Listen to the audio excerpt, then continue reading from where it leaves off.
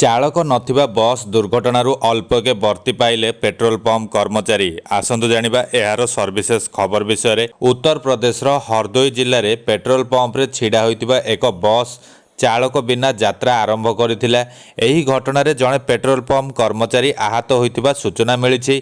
एही आश्चर्यजनक घटनाटी कोतवाली अंचलस्थ हिंदुस्तान पेट्रोलियम टन पेट्रोल पंप रे घटिछि। खबर पाई पुलिस दुर्घटना घटाइतिबा बस को जबत करी जांच आरंभ करिछि। तेबे यांत्रिक त्रुटि हेतु बसटी आपण छाए आगुकू बढ़ जाइतिबा प्रत्यक्षदर्शी कहिसेंती। मातगंजर डकोनी ग्राम रे रहुतबा तेजपाल यादव टंडन पेट्रोल पंप रे काम करती। सबुदिन परी से आज भी कर्मस्थल को बाहरी जाइतिले। सेठारे से जड़े ग्राहकों बाइक रे पंप देउथिले।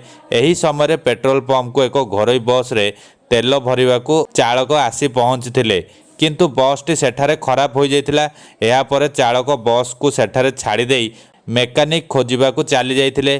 ठीक एतिकी बेले केही किछि बुझिबा पूर्वरु बसटी आगुकू माड़ी जाइतिला।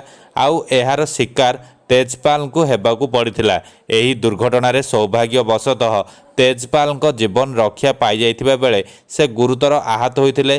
तांको चिकित्सा पई हॉस्पिटल रे भर्ती करा जाइछि। सेठारे तांकर चिकित्सा चलीछि।